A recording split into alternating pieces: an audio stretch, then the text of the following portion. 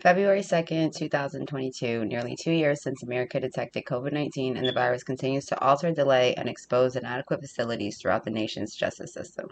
During the course of this pandemic, the justice system has been forced to delay cases in order to mitigate the exposure of COVID-19 throughout the justice system, a field where officials are consistently exposed to COVID-19 and the subsequent variants. Exposure can lead to the contraction of the virus and even death. Officers have suffered nearly 600 deaths from COVID-19. 300 occurred in 2021 and 245 in 2020, reported as recently as January 31st of this year by John Marcus of Yahoo News. CNN reports nearly 3,000 deaths amongst the prison systems at the end of 2020. Both news outlets reinforce the statistics of COVID-19 continuing to be the leading cause of death amongst law enforcement. And inmates are 4 times as likely to contract the virus than the general population, according to reports made by ABC News. The courts have had to adjust to the impact of COVID-19 through tactics like telecommuting some court cases, which has allowed for social distancing and continued processing of cases.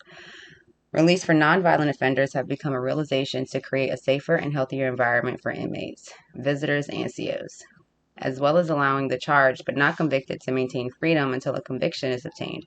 However, in cities across America, crime continued to unfold during the various lockdowns that were mandated to slow the spread of the virus.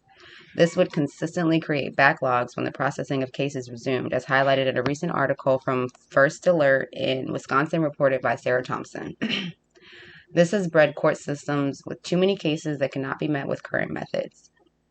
Due to the lack of concrete policy throughout the justice system in the United States, there is confusion with ever-changing methods. Citizens' rights to a speedy trial can be severely hindered due to the impact of the virus, and cases can be dismissed if the right protected through the Sixth Amendment is not adhered to.